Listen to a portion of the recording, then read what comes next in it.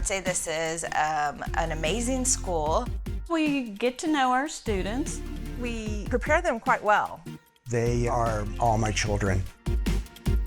Hi everybody, I'm Dr. Alveet, the president and dean of the school. Welcome to our campus. We're so glad you're here to celebrate our 120-year anniversary. You'll be hearing from faculty, alumni, and it's just going to be a fun event because this is such an important celebration. Hey, let's go back to 1903. Come with me. The ship catapults off the ground into the air. In 1903, the Wright brothers made the first controlled flight at Kitty Hawk, North Carolina. Here in San Antonio, the Physician and Surgeons Hospital Training School of Nurses admitted its first class. Dr. Russ is an original founder of the P&S School of Nursing. Our model, a school affiliated with a hospital, was typical at that time. Names changed. We started as Physicians and Surgeons Hospital Training School of Nurses, then the M&S Hospital School of Nursing was started. Later, the two merged to become the Baptist Memorial Hospital School of Nursing. In 1979, nursing, along with other programs, came together as the Institute of Health Education. And finally, the Baptist Health System School of Health Professions. There were two nurse resident houses with a final location called Roberson Hall. Martha Roberson was an alumni and superintendent of nursing at M&S Hospital. What was life like? We don't know, but it looks like family. Back in the day, we had a fiesta float, we had dances, and apparently we were pretty good at sports. How about patient care? Our ambulance don't need horses anymore. We don't use iron lungs, but as the picture suggests, like today, care evolves.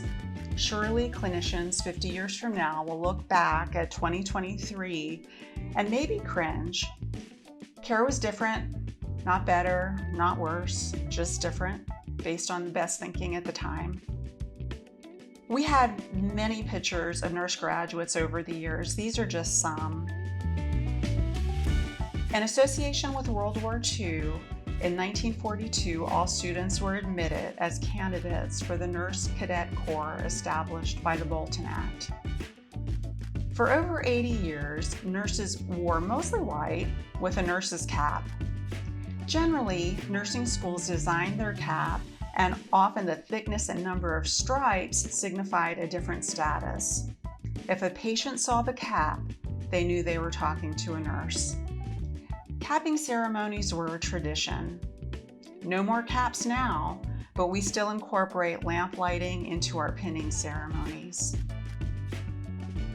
Let's turn to Diane Tyler and Joanna Siemens with some insight.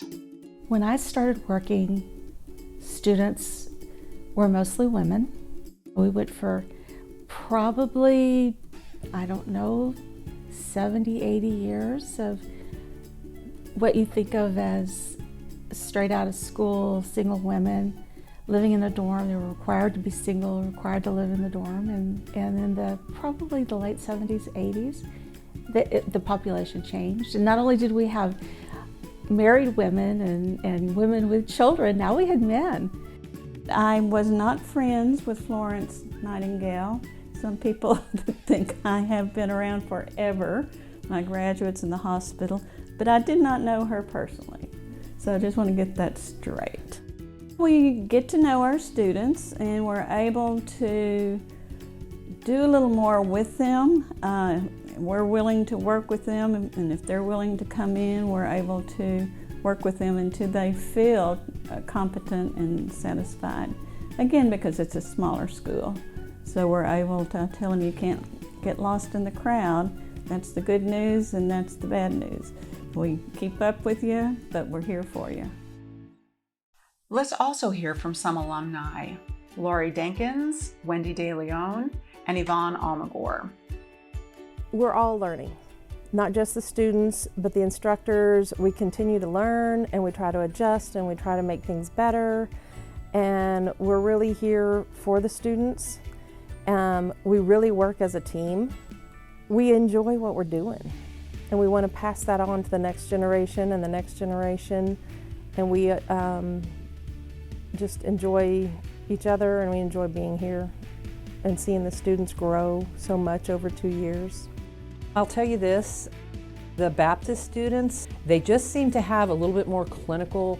Their critical thinking skills are, and I'm not trying to be critical for any other programs, but they surpass some of the other students that we see from other programs. They just seem to be ready to go. I think that our graduates that come from our facility, they have the best clinical skills. They are well prepared. They have lots of knowledge. The foundation that they build here really helps them make sure that they can take care of that patient when they're off of their orientation.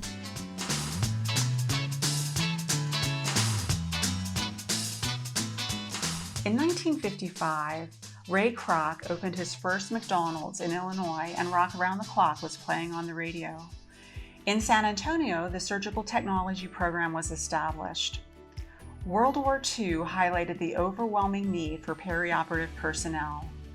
The role of the surgical technologist was critical and evolved into a separate allied health career field. Surgical technologists prepare the operating room, including the sterile field. During surgery, they are literally an extra set of hands for the surgeon, passing sterile instruments and supplies. The ability to work under pressure is important in this career field. Let's hear from our alumni, Priscilla Trevino and Bailey Vaughn, a faculty member that started her career path as an OR tech. Hi, I'm Priscilla. I started my journey at BSHP in 2011, and I graduated in late 2012 with my surgical technology degree, which I can thank my instructors for leading me to the operating room, because now I'm a circulating RN nurse, and I graduated in 2019 with that degree. And I can't thank my instructors enough for leading me where I am now. I've worked in the operating room 10 years, and I love it. Happy 120 years. Then you're going to do a drop count, and these are called laps. So you're going to go 1, 2. Hi, my name is Bailey. I graduated from the Surgical Technology program at Baptist School of Health Professions in 2013. I then worked for the Baptist Health System Hospital in the OR as a scrub tech for almost 6 years. In 2020, I got the opportunity to become a faculty member at the Baptist School of Health Professions teaching for the Surgical Technology Department. I really enjoy what I do. I love to educate students and to help jumpstart their career. It has been an awesome journey. In 1959, Alaska became the 49th state and Hawaii became the 50th. Here in San Antonio, our radiologic technology program was established. There's general consensus that X-rays were discovered in 1895. At that time, radiography was considered a form of photography, so photographers were among the first to operate X-ray equipment. Use of X-rays transitioned to physicians' offices in time, but it wasn't until nearly 20 years later that precautions such as lead aprons and film badges came into widespread use.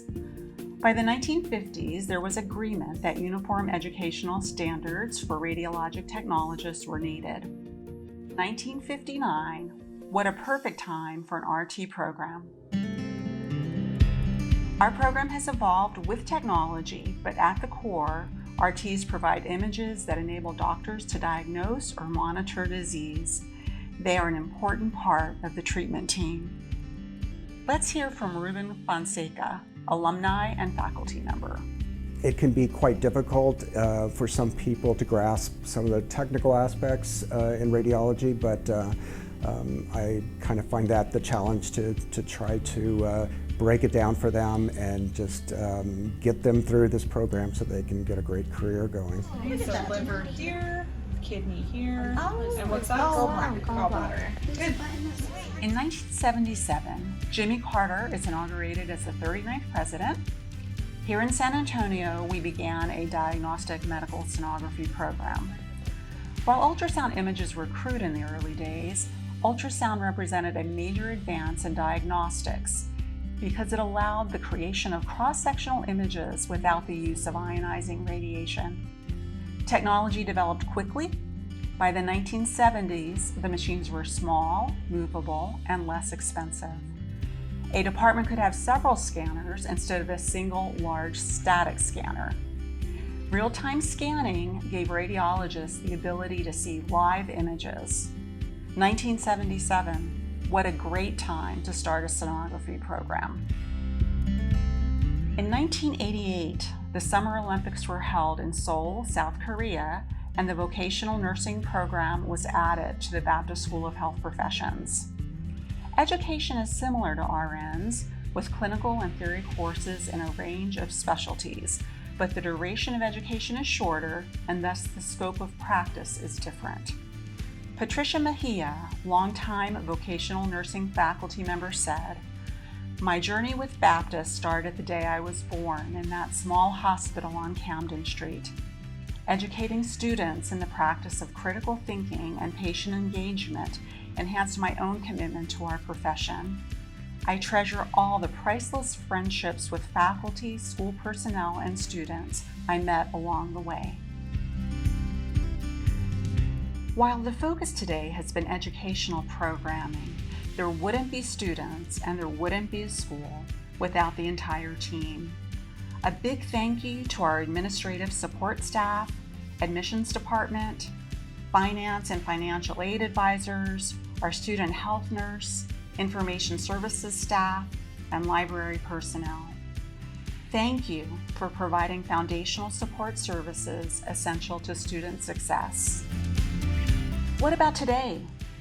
We still have potlucks and parties, go red for Heart Awareness Month, and participate in the annual cereal drive. But perhaps the most joyous times are the beginning, with the promise of a new career, and the end, when that dream is realized.